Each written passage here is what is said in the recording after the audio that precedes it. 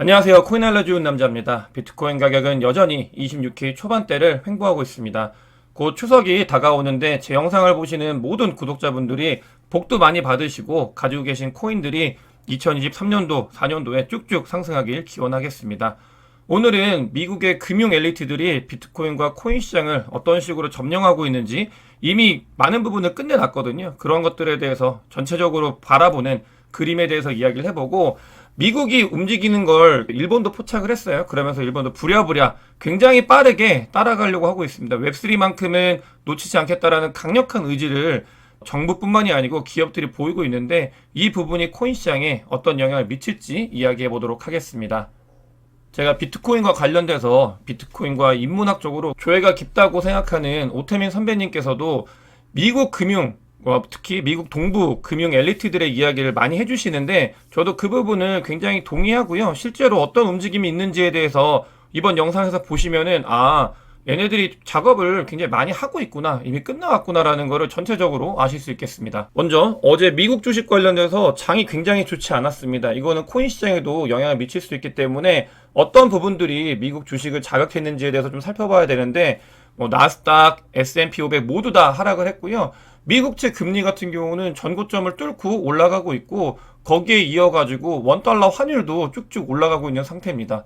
이런 부분들이 전부 다 미국에서 의도한 대로 진행이 되고 있고요. 매파적인 발언을 이어가고 있고 긴축을 계속할 거다, 이런 것들이 이어지면서 숫자로 찍히면서 안 좋은 모습을 보이고 있고, 문제가 되는 거는 단순히 숫자만 안 좋으면 되는데 그게 아니라 인프라적인 그 기저에 깔린 부분들이, 굉장히 기초 체력들이 약해지고 있는 것들이 지표로 나타나고 있습니다.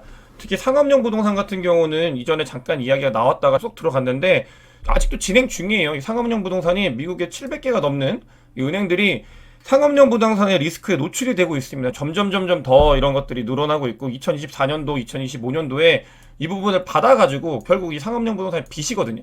이걸 받아가지고 다시 넘겨야 되는데, 이것들이 금리가 인상이 되고, 문제가 되는 거는 금리 인상뿐만이 아니고 공실이 너무 많아요. 상업용 부동산 미국에. 이게 해결이 전혀 안 되고 있습니다. 이런 상태에서 긴축을 계속 이어나간다고 하는 게 부동산 시장에 악재로 작용을 하고 있고, 이거는 신용 관련돼서도, 은행 관련돼서도 크게 이슈가 될 가능성이 있기 때문에 점검을 해야 되고요.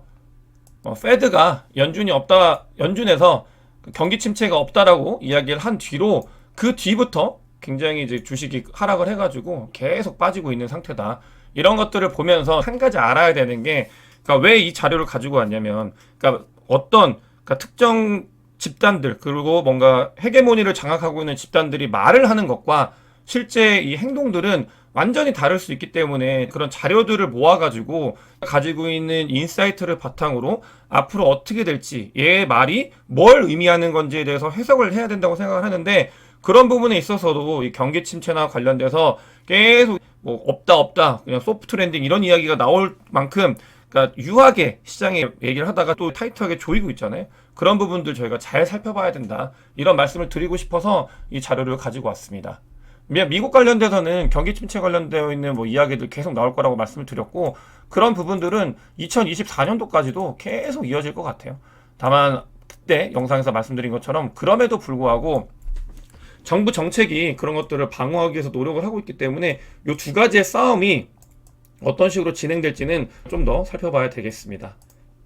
본격적으로 코인 이야기에 들어가게 되면은 비트코인 CVD 자료인데요.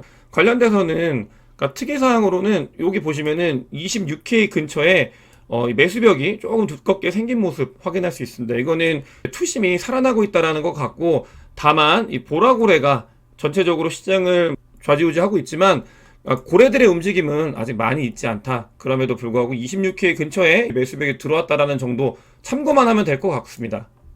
최근에 비트코인 가격이 26K 초반대, 27K에서 깨지고 내려오고 나서 26K 초반대를 횡보하고 있는데, 이렇게 된 이유가 사실은 미국 쪽에서 그 코인을 계속 던져서 그렇거든요. 보시게 되면 CVD 자료상으로 코인베이스에서 비트코인을 계속 던지고 있는 상태라는 걸 확인할 수 있고요. 이런 부분들 27K까지 끌어올렸던 것도 이 미국 쪽에 있는 코인베이스 관련되어 있는 기관들, 미국 투자자들이 끌어올렸었는데, 그 뒤에 26K까지 내리고 있는 것도 미국 쪽에서 이런 부분들을 계속 장악해 가고 있다라고 보시면 되겠고, 온체인 데이터상으로 살펴봤을 때도 어떤 세력들이 비트코인 가격을 끌어내리고 있는지를 보게 됐을 때 1000개 이상의 월렛, 그러니까 비트코인을 1000개 이상 들고 있는 월렛들이 비트코인을 던지고 있습니다. 미국에서 던지고 있다고 말씀드렸고, 그 미국에서 던지고 있는 세력들 중에서도 보면은 대형 세력들이 비트코인 가격을 떨어뜨리는데 일조하고 있다라는 거를 지표와 온체인 데이터 상으로 확인을 할 수 있습니다. 단기적으로 뭐 거시경제 상황이 좋지 않기 때문에 이런 부분들을 같이 동조해서 움직이는 건지, 아니면은 어떤 특정 이유가 있는지는 좀 더 살펴봐야 되겠지만, 세력을 특징했을 때는 미국 그리고 1000개 이상 비트코인을 들고 있는 고래들이 최근에 비트코인을 가격을 끌어내리고 있는 상태다 라고 보시면 되겠고, 부정적인 이야기만 말씀을 드려서 앞으로도 계속 부정적일 거냐 라고 봤을 때 저는 개인적으로 그렇지 않다고 생각을 해요. 그 이유에 대해서 좀 말씀을 드리면, 지표상으로도 올해 봤을 때 올해거든요. 근데 조금씩 장이 좋아질 때 나타나는 그 신호, 그 기술적인 지표가 드러나고 있습니다. 반등을 할 가능성이 새롭게 생겼고요. 그런 부분들을 좀 봐야 되고, 이건 근데 기술 지표이기 때문에 뭐 그런 부분들이 틀릴 수 있다. 그렇지만 그럼에도 불구하고 뭔가 변화의 흐름이 이 기저에서는 일어나고 있다라는 걸 좀 확인해야 되고, 두 번째로는 다가오잖아요. 추석이 지나면 10월인데, 그러니까 제가 영상에서도 말씀드린 것처럼 저는 이번 불장을 2015년도, 16년도, 17년도 요때 불장으로 이제 보고 있거든요. 요 사이클하고 굉장히 비슷하게 흘러가고 있는데, 뭐 FTX 터져가지고 그다음에 마운트 고스 터져서 하락을 했던 그런 상황과, 그다음에 그걸 리커버리하는 과정들이, 그리고 장이 안 좋은 게 굉장히 길었던 것들, 이런 것들이 저는 이때를 오히려 좀 보고 있는데, 보시게 되면은 9월달 아직 끝나지 않았습니다. 근데 9월달 같은 경우는 그러니까 굉장히 안 좋은 달이, 원래 역사적으로도 안 좋은 달이었지만 플러스가 됐어요, 현재로는. 근데 그때가 요때다. 요때 유일하게 플러스가 2번 있었는데, 요 플러스인 시기하고 겹쳐지고 있다. 그럼 그 다음은 좋은 모습을 좀 보였다라는 걸 확인할 수 있고요. 아까 말씀드렸던 기술적인 지표, 좋은 그 시그널이 조금씩 나타나고 있고, 그거 한 가지가 있고요. 두 번째로 10월 달은 과거 데이터를 봤을 때, 데이터를 보면서 앞으로 어떻게 될지에 대해서 이야기도 많이 하잖아요. 그런 걸 봤을 때 좋은 모습을 보이는 그런 시기였었다. 사실 이건 그럴 수밖에 없는 게, 많이 빠졌기 때문에 올라가서도, 조금만 올라가도 티가 나서 그래요. 티가 나서. 저는 개인적으로는 좀 그랬으면 좋겠다. 10월 달에 많이, 8월, 9월 진짜 많이 힘들었잖아요. 사실은 가격적으로는 그렇게 큰 차이는 없긴 한데, 그러니까 횡보하는 장이, 기간 조정이 가격 조정보다 바운딩 이렇게 오는 그런 장보다 더 힘듭니다. 역사적으로 봐도 그렇고 심리적으로도 그렇고 사람들을 굉장히 건드려요. 다 떠나가고 있잖아요. 10월 달에는 조금씩 그래도 챙겨주는, 이 뽀찌 챙겨주는 것처럼 들어와라. 그래도 비트코인이나 코인 시장은 아직 안녕하다라는 걸 좀 보여줬으면 좋겠습니다. 오늘 제가 미국 금융 엘리트들이 어떤 일을 하고 있는지, 비트코인과 코인 시장에 얼마나 진심이고 많은 작업들을 하고 있는지 말씀을 드린다고 했는데, 앞서가지고 일본 이야기를 좀 해야 될 것 같아요. 일본, 어제 영상에서 제가 지나가듯이 말씀을 드렸죠. 바이낸스 저펜하고 일본에 있는 금융 당국하고, 금융 당국이 아니고 금융 이제 은행들, 그러니까 미쓰비시의 자회사 은행인데 거기 합쳐가지고 스테이블 코인을 발행한다고 말씀을 드렸어요. 근데 이게 굉장히 의미가 있습니다. 이거를 조금 체계적으로 보기 위해서 오늘 영상에서 한 번 더 빼가지고 말씀을 드리는 건데, 일본 같은 경우는 일단은 관이 주도를 하고 있어요. 그러니까 국가가 주도를 하고 있고, 그 주도하는 게 일본 아시겠지만 굉장히 체계적입니다. 딱딱딱딱딱딱 하려고 하는 뭔가 의도가 있으면 그냥 인프라부터 시작해가지고 모든 걸 거기에 딱 이 궤를 이어가는데, 이 관이 그런 것들을 정하고 있고, 정부가, 그 다음에 기업들이 움직이고 있다. 그런 모습이 너무 보이고 있습니다. 이거를 파편적으로 정리가 돼 있던 걸 한번 전체적으로 보게 되면은 어떤 거냐, 일본 같은 경우는 2023년도 6월 달에 국가가 스테이블 코인 규정을 업데이트했다. 이거 영상에서 한번 말씀드렸어요. 근데 스테이블 코인 규정을 업데이트하고 그 뒤에 미쓰비시 자회사, 프로그래멧이라는 곳인데요. 여기는 미쓰비시 자회사는, 미쓰비시 엄청나게 큰 금융회사예요. 근데 여기가 보시면 미즈호 은행, 그 다음에 SBI 홀딩스, 이거 손정희 쪽이죠. 그러니까 이런 곳에서 동맹의 지원을 받는다라고 되어 있죠. 이 부분 참고하셔야 됩니다. 그래서 국가가 스테이블 코인 규정을 업데이트를 했고요. 그 다음에 금융권이 스테이블 코인을 출시를 하려고 합니다. 엔화와 달러, 이 부분을 출시를 하려고 하는데, 여기서 중요한 부분은 스테이블 코인은 얼마나 중요한지, 이 웹3 크립토 세계에 입문하기 위해서 게이트 같은 역할을 한다고 굉장히 강조해서 말씀을 드렸잖아요. 근데 일본은 여기서부터 자기가 자리를 잡아가려고 하는 거예요. 왜 그러냐? 일본이 보니까 이미 미국은 계산이 끝나가지고 인프라, 그 다음에 모든 그 영역에서 아, 얘네들이 이걸 먹기 위해서 작업을 다 끝냈구나라는 거를 일본 정부에서 급하게 인지를 한 거예요. 그래서 이번 불장, 이번 장, 그리고 앞으로 다가올 웹3의 세상에서는 놓치지 않겠다. 그런 부분들을 정부에서 강력하게 드라이브를 걸고 있고요. 그게 기업들에 영향을 주고 있고, 그 뒤에 어디로 가냐? 이런 부분들이 여기로 갑니다. 일본에서는 ICO를 잘 할 수 있게 일본 기업들이 IEO, 그러니까 IEO는 ICO에 좀 더 발전된 형태인데 거래소에서 ICO를 하는 거거든요.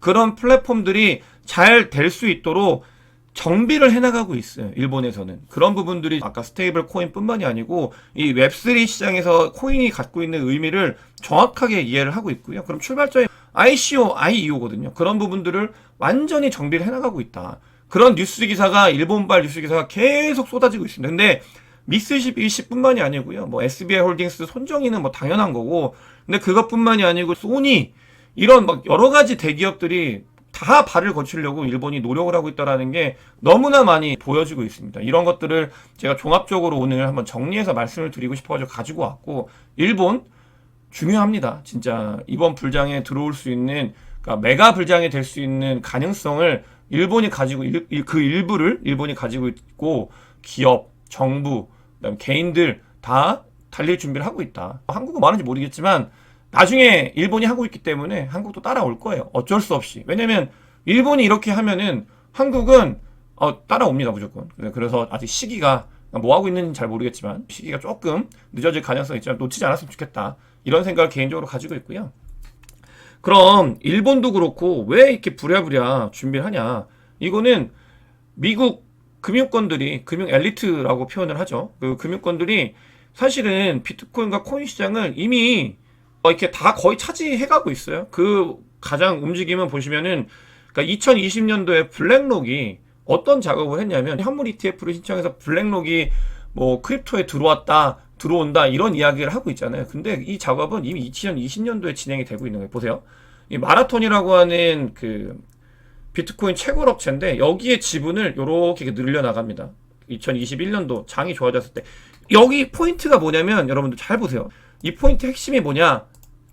2020년도 장이 약간 좋아지려고 할 때 같이 블랙록이 올린 건지 아니면은 어떻게 되는지는 모르겠지만 불장하고 시기가 굉장히 겹쳐서 블랙록이 마라톤 주식을 늘려나갑니다. 근데 중요한 게 한참 팍 늘렸죠? 늘린 다음에 어떤 일을 하고 있냐? 장이 안 좋아서 졌음에도 불구하고 더 늘렸습니다. 그 수량을. 이런 것들이 지표로 나타나고 있어요. 미국 금융권들은 인프라적인 부분부터 이미 작업을 치고 있는 거예요. 이런 해시레이트를 자기가 장악을 하고 비트코인을 차지하기 위해서 뭘 가져가야 되는지에 대한 분석이 완벽하게 끝난 거예요. 비트코인이나 코인 시장을 가져가기 위해서는 그 인프라를 챙겨야 되는데 그 첫 번째, 그게 비트코인 채굴업체를 블랙록이 가져갑니다. 1대 채굴업체는 절대 안 돼요. 첫 번째는 안 하고 대주주는 안 하고 두 번째 2대 주주로 하려고 하는데 얘네들이 이걸 가져가고 싶은데, 그러니까 2대 주주가 돼야 되니까 무슨 일을 하냐? 이 마라톤 채굴업체 한 군데가 아니라 2대 주주인데 많이 가져가고 싶으니까 이 채굴업체들을 다 사요, 다. 그래서 2대 채굴업체, 그러니까 2대 주주가 되면서 이 채굴업체들을 다 사는데 이게 블랙록만 하냐? 아닙니다. 보시면은 뱅가드도 해요, 뱅가드. 여기서도 하고 있어요, 이렇게. 근데 글로벌로 보면은 이 블랙록, 뱅가드, 뭐 스테이트 스트리트 이런 것들이, 그러니까 마라톤, 라이엇 다 이거 그 채굴업체들이거든요. 근데 얘네들 갔을 때 지분이 엄청나게 많아요. 그러니까 거의 얘네 회사예요. 근데 이렇게 봤을 때 이 채굴업체들의 해시레이트를 보면 다 합치면은 거의 10%가 가까이 됩니다. 비트코인의 전체 채굴업체의 해시레이트의 10%가 이미 미국 금융권에 가 있는 거예요. 그러니까 비트코인 채굴하면 10%는 이미 미국 금융권에서 그거를 좌지우지할 수 있는 거예요. 왔다 갔다 자기들이 컨트롤할 수 있는 그런 것들을 아셔야 돼요. 이게 이미 작업이 진행이 되고 있다. 여기 하나 1대 주주 되면은 안 되니까 2대 주주로 이렇게 여러 군데를 사고 있다. 그런 인프라적인 부분에서 미국은 계산이 끝났다. 그러면서 실질적으로 얘들이 뭐 계산만 하겠습니까? 어떻게 돈을 벌겠어요? 비트코인이 보세요, 여러분들. 요거 되게 웃긴 건데 비트코인이 올해 많이 상승을 했잖아요. 근데 보시면 58% 연초 대비 거의 60% 상승을 했는데, 그거에 비해서 이 채굴업체, 아니 비트코인이 60%밖에 안 갔는데 채굴업체는 얼마나 많이 상승을 했는지 한번 보십시오. 이게 미국 금융 엘리트들이 하는 일이에요. 하는 일. 이렇게 보시면 얼만큼 많이 올랐는지. 우리가 모르는 사이에 진짜 돈을 벌고 있는 애들은 따로 있어요. 진짜 돈을 벌고 이 판을 새롭게 짜고 있는 사람들은 새로운 방식으로 돈을 벌고 있다. 근데 그걸 알고 있는 게 누구냐? 마이크로 스트래티지의 마이클 세일러는 이미 그 판을 읽은 거예요. 미국 동부 애들이, 동부 금융 엘리트들이 어떤 식으로 움직이고 있는지를 알고 지가 먼저 선빵을 치고 있는 거예요. 걔네들 같은 거. 그래서 마이크로 스트래티지 주식도 엄청나게 올랐잖아요.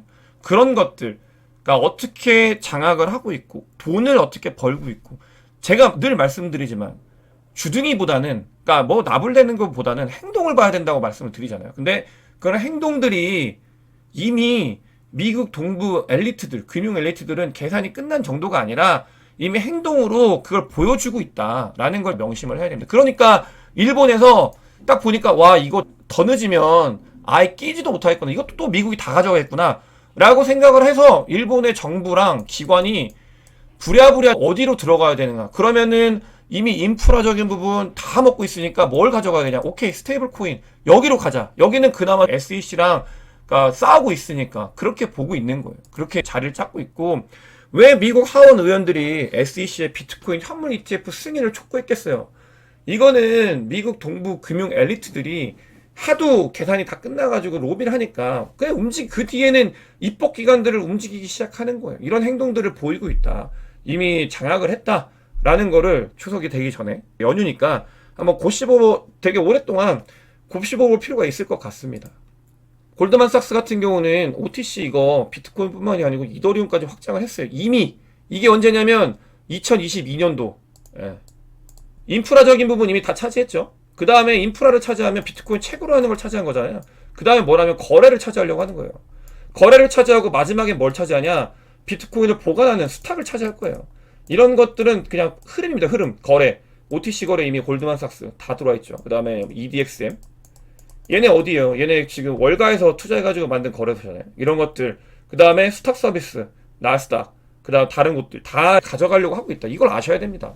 그러니까 이런 말씀을 꼭 드리고 싶었고, 그래서 SEC는 그러니까 얘네들 도와주고 있는 거예요. 아직 완전히 이제 장악을 안 하니까 조금 시간을 벌어주면서 2024년도에 비트코인 현물 ETF 승인시켜주려고 계속 연기하고 있는 거죠. 그렇게 움직임을 보이고 있고, 자, 그러면서 마지막으로 뭘 하냐? 자기들의 인프라는 세팅을 하고 있는데 눈엣 가시가 하나 있죠. 눈엣 가시. 바이낸스. 왜냐면 FTX 거래소가 미국 그 월가와 금융권과 그 다음에 미국에 있는 정계가 하나가 돼가지고 키우는 곳이었거든요. 근데 터트렸잖아요. FTX를, 바이낸스가. 근데 그러면서 바이낸스가 이제 거래소로 가장 높으니까 눈에 가시죠. 그래서 할 수 있는 걸 일단 바이낸스 위에서 날렸어요. 그 뒤에는 바이낸스를 직접 공격을 하려고 하고 있죠. 이런 부분들은 그냥 진짜 단순히 규제 이런 게 아니라 완전히 패권 싸움이다. 패러다임의 이런 전환, 이런 것들을 놓치지 않으려고 하는 패권 싸움이다라는 걸 잘 아셔야 되고, 이런 부분들을 오태민 선배님께서 자주 말씀을 드리잖아요. 그래서 제가 실제로 이게 어떻게 움직이고 있는지 저도 그런 것들을 동의하고 제가 잘 보고 있기 때문에 여러분들에게 한번 설명을 해드렸습니다. 그래서 추석 때 이게 어떤 판인지에 대해서 저는 이걸 기저에 깔고 그 다음에 코인을 분석을 하는 거기 때문에 어떤 판인지 여러분들도 잘 한번 생각해 보셨으면 좋겠습니다. 오늘 영상이 도움이 됐으면 구독과 좋아요 많은 공유 부탁드리겠습니다. 영상 봐주셔서 대단히 감사합니다.